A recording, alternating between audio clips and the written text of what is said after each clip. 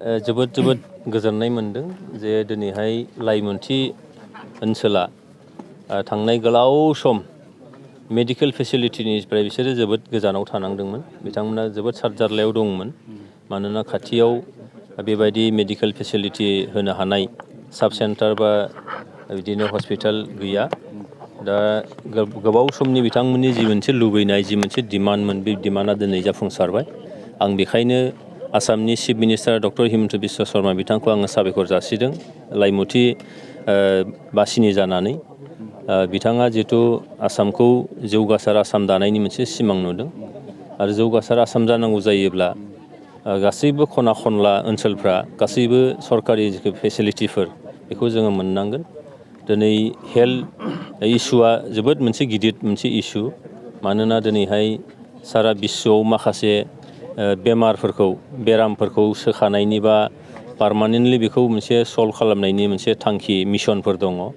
बे मिशननिफ्राय नैबे लाइमुथि ओनसोला बिसेसके दिनै पलिअनि माखासे ड्रप्स दौनांगौआव खाथियाव बेबायदि फेसिलिटि बा सुबिदा गैयियाव बिथांमोना हयथ' गोबां उसुबिदा गोग्लैदोंमोन। नाथाय बिथांमोननि बे उसुबिदाया निस्सय जोबसिगोन। आरो दिनैहाय जोंनि बिटिआरनि चिफ मानगोनां प्रमद बर' बिथांनि दैदेननाय सरकार लोगोसे आसामनि डक्टर हिमन्त बिश्व शर्मा दैदेननाय सरकारा जोंनि खना खनलायाव थानाय रायजो राजाफोरनो जिखिनि जोंहा मौलिक अधिकारफोर गिबि मोनथायफोर दङ बे गिबि मोनथायफोरखौ होनायनि थाखाय मोनसे थांखि लादों। आरो बे थांखि बायदियैनो दिनै आंनि समाजनि सिङाव गोग्लैनाय सिडली समाजनि सिङाव गोग्लैनाय बे लाइमुथि ओनसोलाव साब सेन्टार गायसननो मोननानै आं गोजोननाय मोनदों। रायजो राजाफ्राबो जोबोद खुसि जे बिथांमोनहा दिनैहाय थांनाय गोलाव समनि जिफोर जेंनाफोर बिसेसकरि जोंहा आइजोफोर जायफ्रा बिमा माहारिफोर बे बिमा माहारिफ्रा गोबां इसुस बिथांमोनाव जायो। बे इसुसफोरखौ रिजल्भ खालामनो थाखाय बिथांमोना खाथियाव गैयैलाय गोजान सम जायगा थांनांगौ जायोमोन।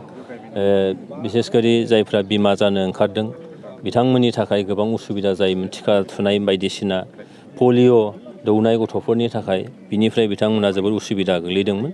नैबे साब सेन्टार जाखांनायनि उनाव निस्सय बियो जेंनाया जोबसिगोन। बेयाव गासै 55 लाखसनि मोनसे सेंसन दङ। बेजों साब सेन्टारजों लोगोसे मोजाङै लुफुंनानै फैबाय थानाय समाव नैबे लाइमुथिखौ लाफानानै बिनि खाथि खालायाव थानाय ओनसोलफोरनि रायजो राजाफ्रा बे मेडिकेल जे फेसिलिटि बे फेसिलिटिखौ बिथांमोना मोननो हागोन। आं मिजिं खालामदों बेजों लाइमुथि ओनसोलनि गोबाव समनि जेंनाया जोबस्रांगोन। आरो आङो खावलायदों जे लाइमुथि ओनसोलनि साफ्रोमबो रायजो राजाफोरखौ जे जोंहा जेखौ गोबाव समनि नेनांनायनि उनाव गोबाव समनि बिथांमोननि गोसोनि जि मोनसे लुबैनाय आसा बे जाफुंसारबाय। दा बेनिखायनो बेखौ लुफुंनायाव खुनु जाहाथे बेमेजालि जाया बेखौ नोजोर जाहाथे लाखियो मोजाङैनो लुफुंजायो बेखौ आङो खावलायबाय।